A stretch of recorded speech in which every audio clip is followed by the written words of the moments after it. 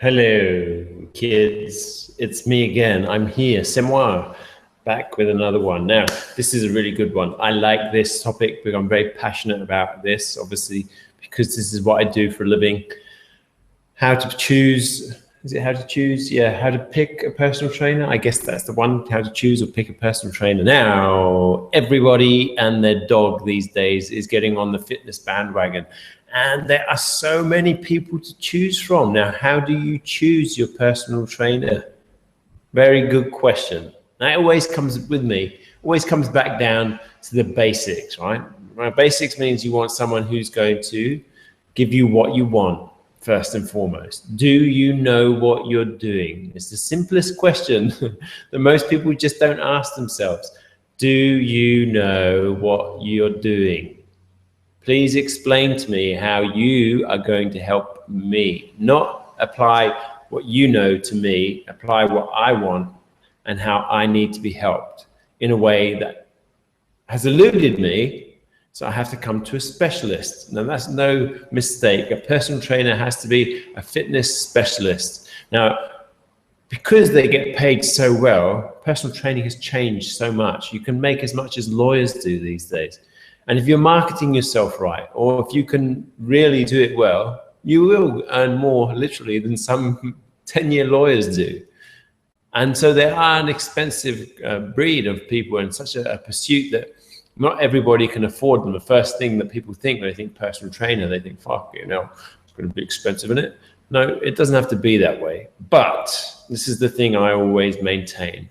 If you have a need, and it really isn't helping, you're not getting anywhere with it, then going to the right person who is able to give you a solution that is practical and works, you'll end up paying a right amount for that. And you go out of your way to make sure you get that because the demand and the needs are satisfied by each other. So they will show you how to get to a certain point, how to overcome, how to learn, how to achieve those things.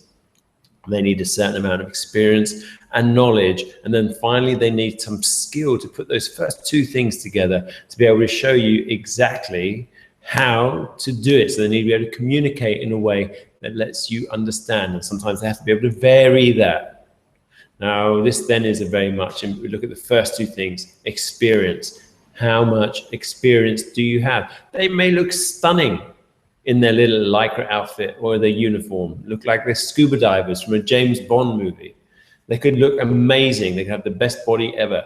How much experience have you got in sharing what you know with me? How much of that is just genetics? How much of that is just, you're young and your body is like made out of rubber. So how much of what you know is based on experience and consistent improvement of your own ability? What do you know? Most people don't ask that because before they've been given the opportunity to ask that, they've been given some kind of sales shit. Now, one size fits all, suck on this gobstopper and shut your face and come and train. I'll make you sore and I'll make you feel good that you're not sitting around being a lazy bum. If that's what you want, go ahead. Don't ask questions. If you want to feel better about yourself and then literally go back to your office with all your office workers and go, I had a really good workout today. A really good workout. Yes, I'm so sore today. Oh my God, my trainer made me so sore. It's rubbish. It's absolute bullshit. What did your trainer do for you? He put you in the blender for 30 seconds, maybe even humiliated you and gave you the same workout you gave to the last person.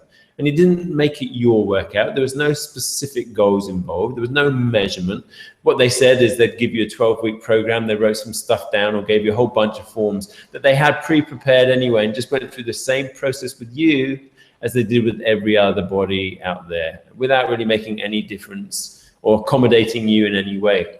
And again, some of these things are just smoke screens and parlor tricks to be able to get you on the hook and in many cases get you to pay in advance, sign up to a cancellation policy that doesn't work in your interests.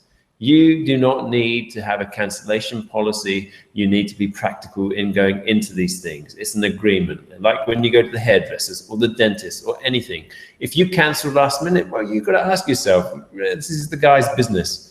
If people kept canceling on me last moment, left, right, and center, I'd be in the shit. So asking yourself, what is my practical approach here? Not only is what he know, but what am I prepared to do? Am I prepared to be realistic in the time I allocate to this? Is this trainer flexible in saying to me, yeah, look, no worries, let's do this, and understand it's not about the quick gain and getting the 12 sessions in the bank, but it's understanding if this guy treats me right, I could get years of money out of this guy. Win some, lose some, balances out how long we're in this for. So if this guy has the right skill, the right experience, the right attitude, the right policies, isn't going to treat me like a sheep, then fundamentally you've already got a really good basis. Then you have to keep it realistic insofar as this guy is not your friend. He's not your friend. You can become friends. I will admit I've made a lot of friends out of clients who I've had for a lot of years, and they mean something very special to me, and they'll be in your life forever. But to begin with, picking a trainer, it's about results, results, results based on track record.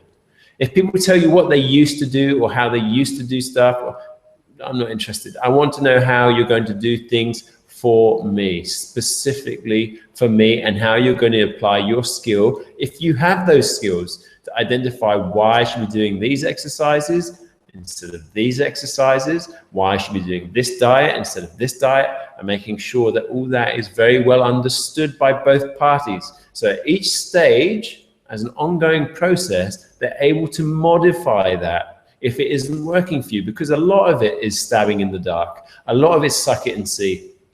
Once you start to get that flow through and start to understand, okay, we need to tweak this. It wasn't always going to be a perfect, I can look into the future and tell you what's going to happen kind of deal. But this person has the aptitude to adjust and to get me right back on track to make sure that everything I've done amounts to something. Because if I'm paying thousands and thousands of dollars for a trainer who's just going to say, yeah, well, you didn't do that properly, why didn't you fucking tell me as I was going?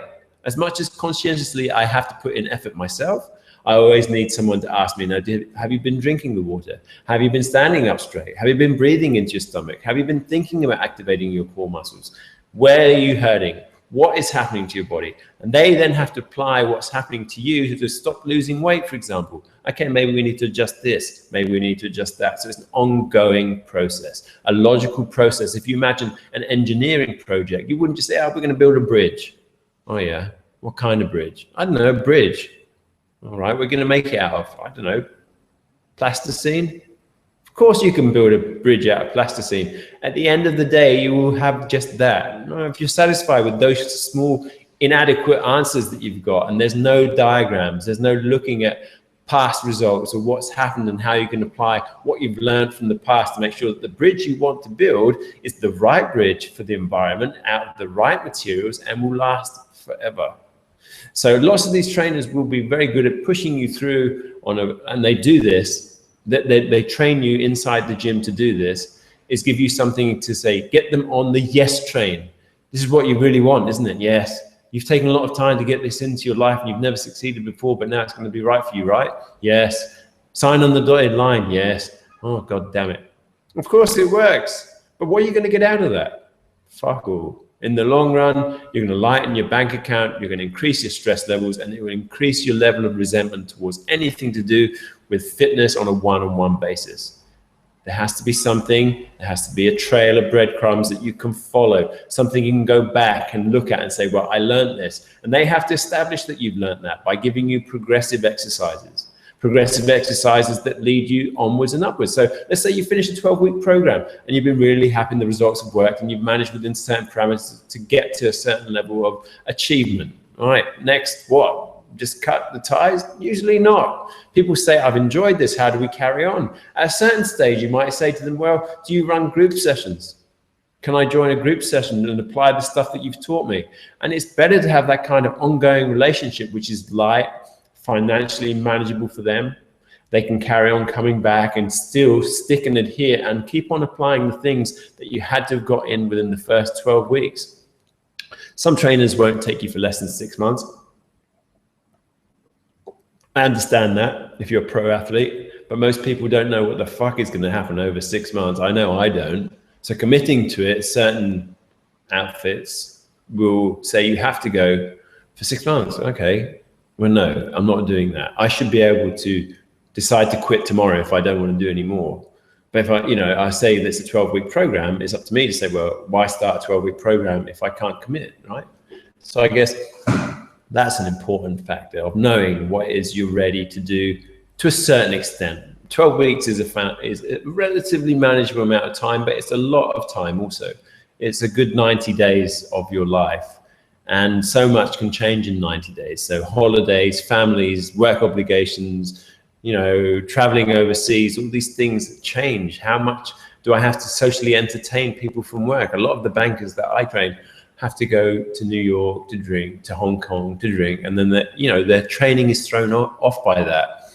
Whereas they've learned stuff, the physical effects of their training is definitely set back.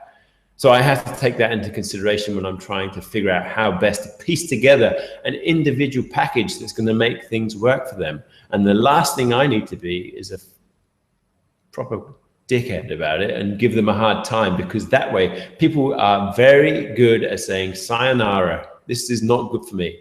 I've got a wife, I've got kids, I've got a mortgage, I've got a job. And the last thing I need is some dickhead telling me, guilt tripping me into thinking I'm not doing what I should be doing by virtue of paying them. That's just lunacy.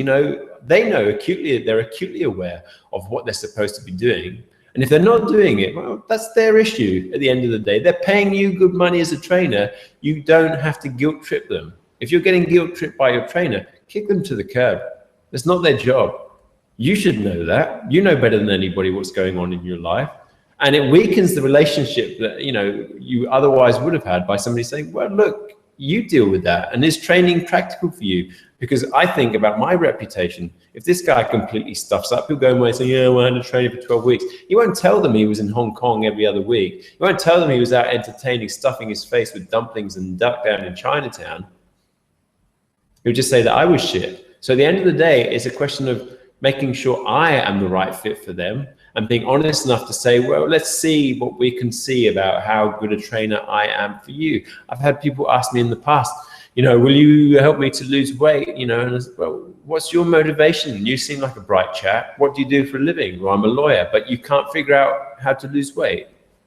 Why do you need a trainer? You need a nanny. You don't need a trainer. And if your trainer hasn't got a level of humility that isn't just about bank it, bank it, bank it, well, basically trying to get money from people, it's a parlor trick. I could sell all day and get people lining up around the block. But at the end of the day, whether I'm the trainer for them depends very much on me matching up my skill set to their needs. And it's not just about you coming with a wad of money and saying, how much?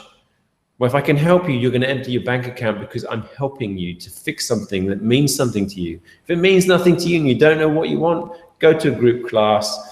Don't get caught up with training because you just end up throwing good money after bad. No matter how rich you are, just be realistic with yourself. Maybe work less. You might find it's easier for you to do and achieve goals once there's a more breathing space for you, instead of just trying to fit something in for the sake of fitting it in and paying someone for the sake of paying them, because you wouldn't go to the gym or get up and say, right, all the things I'm doing on my desk today. I get this a lot. They say, I can't make it today. I've got so much to get through. Well, this is the fucking thing. That will all be there when you get back to your desk. But you have to break away from that. And if you're lucky, when you get back, there'll be more for you. But until then, you have to come and stick with what you're doing because this is your life. And if you deny yourself those moments to invest in your health and achieve something that encourages and promotes your ability to do everything else in your life, well, sooner or later, you're just going to fall flat on your face. So this is the whole thing. Practicality about choosing a trainer is one thing, but also understanding what their qualifications are, how well integrated they are, what their experience is, how they talk about past cases, who they have on their books, what level of person they have on their books. Do they know how to deal with an executive? Do they know how to deal with children, pregnant women, injuries, rehab? What do you specialize in? And it could be all of those things.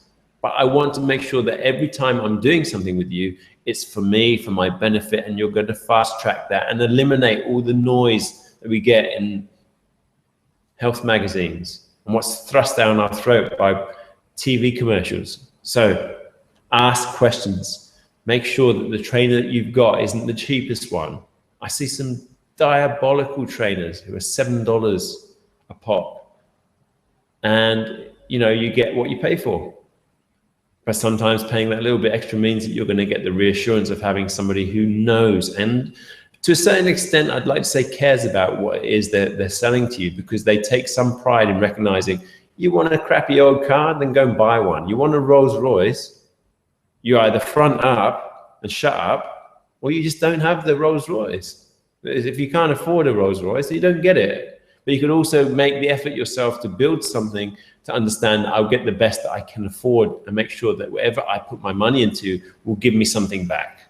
So ask questions and make sure that you're not given a bullshit generic answer based on just whitewash that they're going to give you. Say, yeah. No, I'm not interested in that. And you'll get the measure of a trainer very quickly by doing that. Because there are lots of people who just give you these exercises. Say, yeah, you know, this is the thing, and you should be doing this. And the moment a trainer says to you, detox, get rid of them. The moment the trainer says to you, eat properly, learn about eating properly, how hydration affects you, how everything is integrated, you know you're on a winner to start with. This guy's already got my attention now. How's he going to put this together? What's the jigsaw? What am I missing in my machine that this trainer is going to put the right cog in to make it work? And eventually then, through understanding this guy has a bigger picture, understands that you need to be modifiable, you need to be flexible, you need to apply things and keep on trying, that he's going to look at ways of making that machine work. And then basically on to a good thing. So I have exactly no viewers here. So yes, I'm going to, this stage, say goodbye, and remember to ask questions of your personal trainers, not to accept the generic bullshit, and oh, for fuck's sake, don't go to these stupid fucking classes that just throw you under the fucking bus. I'm so sorry, but they're so pointless. Going for a walk is better than doing those classes. Eating properly is better than doing those classes. Don't go to mindless classes where you're swinging a hammer around your head. It's not going to do you anything unless you are a builder, in which case you're better off doing your building.